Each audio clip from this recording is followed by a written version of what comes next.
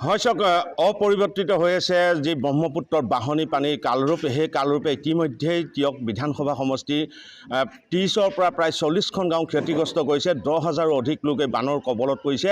আৰু কালি আমি প্ৰতিবেদনত দেখাইছিলোঁ যে জাতিমুখৰ যিসকল লোক বানত ক্ষতিগ্ৰস্ত হৈছে, এক ভয়ংকৰ পৰিৱেশত তেওঁলোক থাকিবলগীয়া হৈছে। ঘৰৰ চালে যি পানী কাটিবলগীয়া হৈছে, তাৰ পিছত কিন্তু সেইসকল লোকক আজি পৰ্যন্ত কিন্তু প্ৰশাসনে কোনো ধৰণৰ ব্যৱস্থা গ্ৰহণ নকৰিলে। আৰু এই মুহূৰ্তত মই উপস্থিত আছোঁ কাকজানৰ গৰুৱালচুঙিত উপস্থিত আছোঁ, এটা বান শিবিৰত উপস্থিত আছোঁ। আৰু এই অঞ্চলতো বিস্তীৰ্ণ এলেকা বানত ক্ষতিগ্ৰস্ত হ'ল। আৰু এইসকল লোকক কালি ৰাতি যি তেওঁলোকে এই আশ্ৰয় শিবিৰত বিদ্যালয়ত যি আশ্ৰয় ল'বলগীয়া হৈছে, আৰু প্ৰায় 40টা পৰিয়াল এই বিদ্যালয়খনত আশ্ৰয় লৈ থাকিবলগীয়া হৈছে। আৰু এই পৰ্যন্তলৈকে কিন্তু এইসকল লোকৰ বাবে কোনো ধৰণৰ প্ৰশাসনে ব্যৱস্থা গ্ৰহণ নকৰাৰ অভিযোগ আহিছে। আৰু মোৰ সতীৰ্থই দেখাইছে যে এনেধৰণে আচলতে কণ কণ শিশু লৈ পেলাই এই 40টা পৰিয়ালে এখন আশ্ৰয় ল'বলগীয়া হৈছে। আৰু এই মুহূৰ্তত এটুপি খোৱা পানী, এমুঠি ভাতৰ কাৰণে এইসকল লোকৰ হাহাকাৰ এক পৰিৱেশৰ সূচনা হৈছে।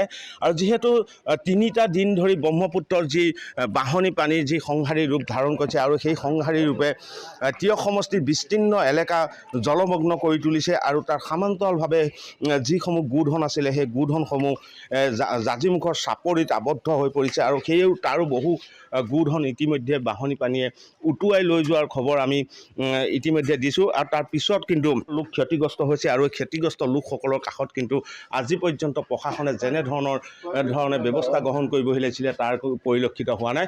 এয়া শিবিৰত যথেষ্ট সংখ্যক লোক আছে, মই তাৰ সকলোৱে প্ৰতিক্ৰিয়া জানিবলৈ চেষ্টা কৰিম। মই প্ৰথম আপোনাৰ ওচৰলৈ আহিছিলোঁ, যে কেতিয়াৰ পৰা আছে আৰু কিমান পৰিয়াল, সকলো ধৰণৰ সুবিধা পাইছেনে?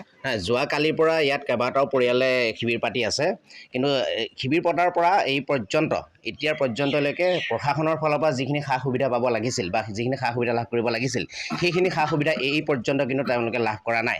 আমি প্ৰশাসনক এটা কথা স্পষ্টভাৱে সুধিব বিচাৰিছোঁ যে আপোনালোক জ্ঞাত যে ব্ৰহ্মপুত্ৰৰ বাঢ়নী পানীয়ে যে কিমানটা পৰিয়াল, জাজিমুখকে আৰম্ভ কৰি বা বৃহত্তৰ কাকজান এলেকাৰ বৃহৎ পৰিয়ালখিনি যিমানৰ মানে বানত বিধ্বস্ত হৈছে, সেই কথাটো আপোনালোকে জ্ঞাত থকাৰ পিছতো এই পৰ্যন্ত প্ৰশাসনে এইসকল পৰিয়ালক কিয় সা সুবিধা দিব পৰা নাই, সেইটো এটা আমাৰ প্ৰশাসনৰ এটা প্ৰশ্ন।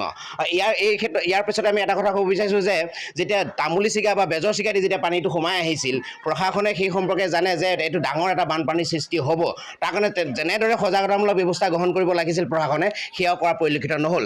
এইসকল পৰিয়ালৰ গৰু ছাগলীকে হাঁহকে আদি কৰি বিভিন্ন পশুধন আছিল, সেই পশুধনখিনি ক'ত গ'ল, কি কথা এই পৰ্যন্ত এইসকল ৰাইজে নাজানে। বা বৃহত্তৰ কাকজান এলেকাৰ যিখিনি পশুধন আছে, সেই পশুধনৰো অৱস্থা এতিয়া অৱস্থা অতি বেয়া, তেওঁলোকে খাবলৈ পোৱা নাই। মানুহেওতো খাবলৈ পোৱাই নাই, পশুধন বা গৰু ছাগলী হাঁহ এইবোৰো খাবলৈ পোৱা নাই।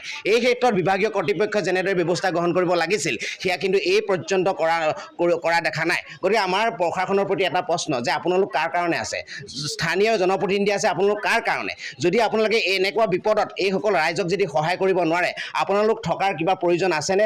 আপোনালোকে জনপ্ৰতিনিধি হৈ ভোট বিচৰাৰ কিবা অধিকাৰ আছেনে? আপোনালোকে প্ৰশাসনে আমাৰ ৰাইজৰ দৰমহা খোৱা, ৰাইজৰ টেক্সে দৰমহা খাই তেওঁলোকে AC ৰুমত বহি থকাৰ অধিকাৰ তেওঁলোকৰ আছেনে? তেওঁলোকৰ অধিকাৰ এই কাৰণেই নাই, কাৰণ এইসকল ব্যক্তিক যেনেদৰে এই বিপদৰ সময়ত সহায় কৰিব লাগিছিল, সেয়া কৰা পৰিলক্ষিত হোৱা নাই। গতিকে আপোনালোকে যদি এনেদৰে ৰাইজক সেৱা নকৰে বা ৰাইজক সহায় নকৰে, তেওঁলোকে AC ৰুমত বহি আমাৰ টকাৰে দৰমহা খাই থকাৰ অধিকাৰ আপোনালোকৰ নাই। ধন্যবাদ জনাইছোঁ। আচলতে এইসকল লোকে যোৱা কালি আহিলে, কালিৰ পৰা আজিলৈকে তেওঁলোকে এমুঠি অন্নৰ বাবে হাহাকাৰ কৰিবলগীয়া হৈছে, এটুপি পানী বিচাৰি তেওঁলোক হাবাথুৰি খাবলগীয়া হৈছে। বাইদেউ কেতিয়া আহিলে আপুনি? আমি কালিয়ে আহিলোঁ গধূলি পৰত। প্ৰশাসনৰ মানুহ আহিছে নাই? না, কোনোৱে অহা নাই। আহিছে গুচি গৈছে, একো দিয়া মেলা কৰা নাই। খালে নাই? খোৱা বোৱা কৰিলে নাই? কালি 10টা বজাতে ভাত বনাই খাইছোঁ ৰাতি, এতিয়া বনোৱাই নাই। একো দিয়া নাই? একো নাই দিয়া। কি আহ্বান জনাব? কি চৰকাৰে দিলে দিব, নিদিলে নাই, নিজে কিবা এটা কিনি মেলি খাব লাগিব। আৰু চৰকাৰৰ হাতে থাকিলেই নহ'ব ন, বা দিব আমি নাখাওঁ বা খাম। ঘৰৰ বস্তুখিনি উদ্ধাৰ কৰিব পাৰিলে নাই? আমি অলপমান তিতি আছে, যাব নোৱাৰিলোঁ নহয়, পানী উঠি গুচি অহা নাই জানো, উঠিহে থাকি গুচি গ'ল। আৰু এতিয়া ঘৰ বেৰে খহি গৈছে, চব এৰি থৈ আহিবলগীয়া। চব এৰি থৈ আহিবলগীয়া, এই একদম দ জেগাতে এইখিনিতে আছে। কেতিয়া আহিলে? আমি কালি আহিলোঁ। কালি আমি 9টামান বজাতে আমি ইয়াত থিয় হৈছোঁহি, কিন্তু আমি আকৌ ঘৰ দুৱাৰ, আমাৰ থাকিবলৈ জেগা নাই, সুবিধা নাই, আমাৰ খাবলৈ ভাত নাই, হাজিৰা কৰি খোৱা মানুহ এতিয়ালৈকে একো পোৱাই নাই। আমাৰ থাকিবলৈ অৱস্থা নাইকিয়া হ'ল। মানুহ মানে কি আৰু, কালি দুজনে এজনে আহিলে, তাৰপৰা নাই, এতিয়ালৈকে খা খবৰ একোৱে।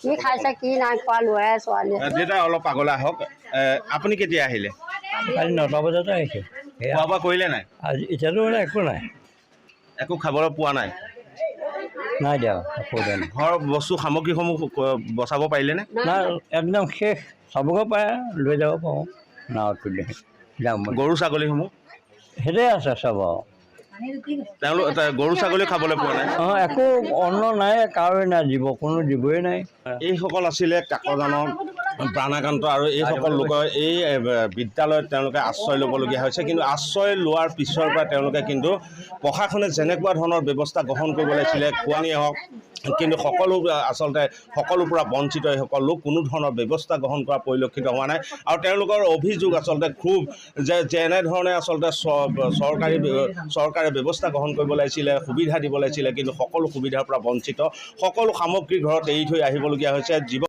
উজাৰিছে যি সময়ত প্ৰশাসনে কিন্তু সকলো সামগ্ৰী মজুত আছে কৈছে কোনো সমস্যাৰ সৃষ্টি নহয় বুলি কৈছে সেই সময়ত কিন্তু এটুপি বিশুদ্ধ খোৱা পানী এমুঠি অন্নৰ বাবে এইসকল লোকে আজি হাহাকাৰ কৰিবলগীয়া এক অৱস্থা